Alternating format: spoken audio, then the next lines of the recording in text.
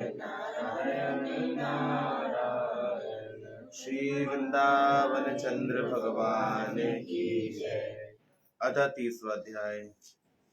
राजा पृथु ने पूछा, हे नारद जी, भीष्म पंचक व्रत जो कि भगवान को अत्यंत प्रिय है, किस कारण प्रसिद्ध हुआ?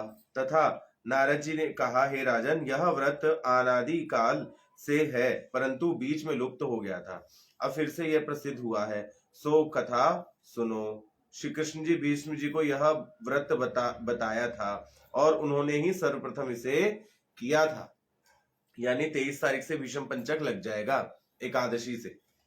इसी कारण यह व्रत भीष्म पंचक के नाम से प्रसिद्ध हुआ है। हे राजा पृथु, महाभारत युद्ध से पहले पांडवों की ओर से जब भगवान श्री कृष्ण कौरवों को संभालने के लिए गए तो सर्वप्रथम वह विदुर जी के पास पहुंचे। विदुर जी ने उनका अत्यंत आदर सत्कार किया।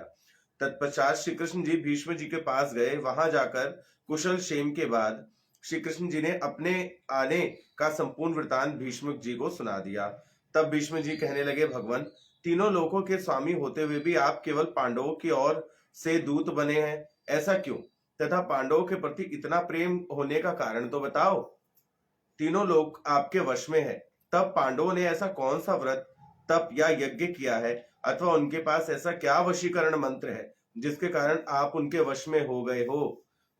यानी भगवान उनकी तरफ से हमेशा रक्षा उनकी क्यों करते हैं? ऐसा कौन सा उन्होंने व्रत किया है? तो सुन लो आप सभी विधि, भगवान आपके भी सारथी बन जाएंगे। तब भगवान श्री कृष्ण मुस्कुराने लग गए और गंगा पुत्र से बोले, हे गंगा पुत्र, यद्यपि यह वार्ता अत्यंत गुप्त है, तथापि मैं इसे तुमसे कहता हूं। दरअसल उन्होंने एक ऐसा व्रत किया है जो मुझको अत्यंत प्रिय है, इसी कारण से उनके वशीभूत हूं मैं। तो अब तुम उस व्रत का वृतांत सुनो।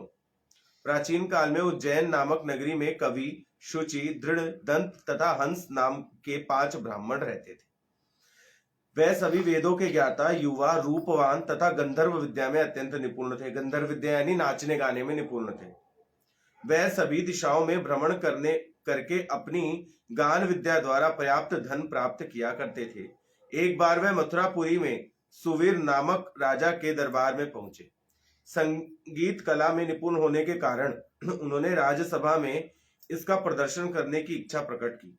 वह 4 दिन उपवास तथा परम पवित्र यमुना जी की स्नान करते रहे। फिर उन्होंने किसी राजा से का संपूर्ण वृतांत सुना। उनसे बताया कि राजा की कादंबरी नामक अत्यंत सुंदर भोग पत्नी है। वह संगीत विद्या में निपुण, मधुर कंठ वाली, नृत्य में अत्यंत प्रवीण, रूप लावण्य तथा यौवन से अद्वितीय है। वह प्रतिदिन राजा के सम्मुख एकांत में नृत्य तथा गायन करती है। यह सुनकर के वह पांचों एक ऐसे स्थान पर जाकर के खड़े हो गए जहां से कादंबरी नृत्य तथा ताल का शब्द सुनाई पड़ता था। यानी कि राजा के दरबार के निकट इतने खड़े हो गए। फिर राजा के पास आने जाने वालों को के समीप जाकर कहने लगे, बड़े दुख की बात है कि आपके राजा के पास नृत्य कला का जानने वाला कोई नहीं है। वीणा में तार बराबर नहीं है, 2 तार ढीले हैं तथा बाजे पर नृत्य भी शुद्ध नहीं है। यह बात किसी ने राजा से जाकर के कह दी। राजा ने जहां पर कादंबरी का नृत्य हो रहा था उन 5 को बुलाया। वहां पहुंचकर उन्होंने राजा को आशीर्वाद दिया और बैठ गए। कादंबरी ने उनको संगीत विद्या में अति निपुण जानकर विशेष नृत्य किया। जब उनके चक्र में ताल दिया तो उन ब्राह्मणों ने उसको रोक दिया। उनके चक्र यानी को फिरकी लेते हैं ना नाचते हुए, उसने चक्र छोड़ा, यथा योग्य ताल दिया, मगर चक्र खंडित नहीं किया। कादंबरी ने इस गुण और रूप माधुर्य को देखकर 5 उस पर मोहित हो गए। कादंबरी भी उन 5 को देख करके उन पर मोहित हो गई। उन्होंने रात्रि के समय गुप्त रूप से अपनी एक सहेली के हाथ उन 5 पर यह संदेश भेजा कि तुम में से एक प्रतिदिन नगरी से उस उत्तर की ओर यमुना नदी तट के समीप लताओं से घिरे निर्जन अनंत नामक तीर्थ है, वहां पर मेरे पास आकर अपनी विद्या तथा गुण का प्रदर्शन करो। उस समय मैं भी अपनी वीणा तथा राग का कौशल दिखाऊंगी। भगवान कहते हैं, हे भीष्म, एक ब्रह्मचारी जो मेरा भक्त था, वह दुष्ट संगीत से बचने के लिए गांव से अत्यंत दूर रहता था। उन दिनों वह भी भीष्म पंचक के व्रत करके देवालय में मेरी पूजा किया करता था। और हम लोग तो दुष्ट संगीत कान में ठेपा लगा लगा के सुनते रहते हैं और माला करते रहते हैं, सोचते हैं हमसे भजन हो जाएगा। होगा क्या भजन? कभी नहीं होने वाला। कार्तिक शुक्ला एकादशी के दिन उन संगीतज्ञ ब्राह्मणों में से कवि नाम का ब्राह्मण भी उस देवालय में आया। कादम्बरी भी वहां पहुंच गई। वहां मेरा भक्त ने जिस प्रकार मेरा पूजन किया, कवि नामक ब्राह्मण ने भी वैसे ही किया। उसके बाद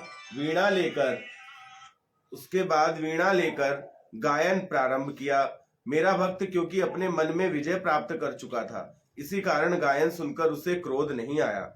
कादम्बरी और कवि समस्त रात्रि गायन व नृत्य करते रहे। प्रातःकाल मुनि को गोबर का आचमन करते देख कवि ने भी वैसे ही किया। इसके बाद कादम्बरी अपने महल में चली गई। मुनि की संगति के कारण कवि के समस्त पाप दूर हो गए। अतः द्वादशी के दिन वह अपना समस्त द्रव्य दान करके विरक्त हो गया। बताओ, एक बार संगति से हो गया। दूसरे दिन शुचि आया।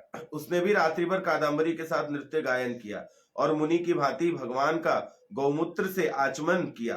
प्रातःकाल होते ही वह भी अपना द्रव्य दान त्याग कर विरक्त हो गया। उसने निश्चय किया कि जिस प्रकार कादम्बरी के नृत्य गायन व रूप को देख करके मुनि का मन चलायमान नहीं हुआ, उसी प्रकार मुझे भी अपना मन को वश में कर लेना चाहिए। तीसरे दिन त्रयोदशी को दृढ़ नाम वाला ब्राह्मण कादम्बरी से मिलने आया। वह समस्त रात्रि नृत्य व गायन करने के बाद मुनि की ही भांति गौ के दूध का आचमन किया और फिर विरक्त हो चला।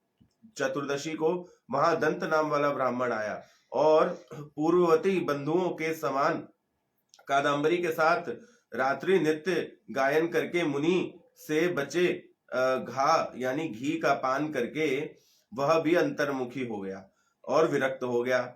सबसे अंत में अर्थात पूर्णिमा को हंस नामक ब्राह्मण ने आकर मुनि को प्रणाम किया और यमुना में स्नान करके आंवले के वृक्ष के नीचे श्राद्ध कर्म किया। भगवान कहते हैं, हे भीष्म जी, कार्तिक मास में हमारा पूजन व दान पुण्य करने से करोड़ों यज्ञों के समान फल प्राप्त होता है।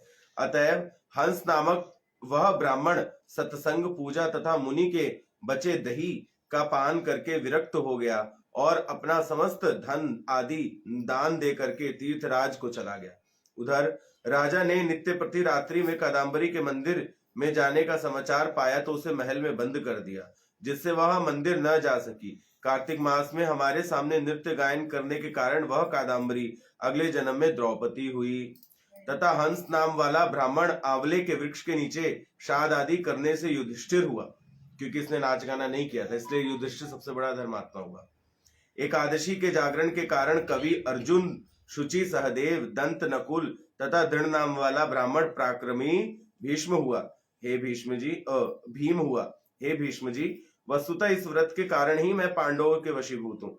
तुम्हारे द्वारा प्रारंभ किए जाने के कारण अब यह व्रत भी भीष्म पंचक व्रत के नाम से माना जाएगा एवं लोक में प्रसिद्ध होगा। इस व्रत को की समाप्ति पर ब्राह्मणों को भोजन तथा यथाशक्ति दान दक्षिणा देनी चाहिए। इसलिए हमारे यहाँ पे कार्तिक पूर्णिमा पूर्ण होते ही हवन का, दीक्षा का और भंडारे का विधान है। नहीं तो होता ही है। श्रीमन नारायण नारायण।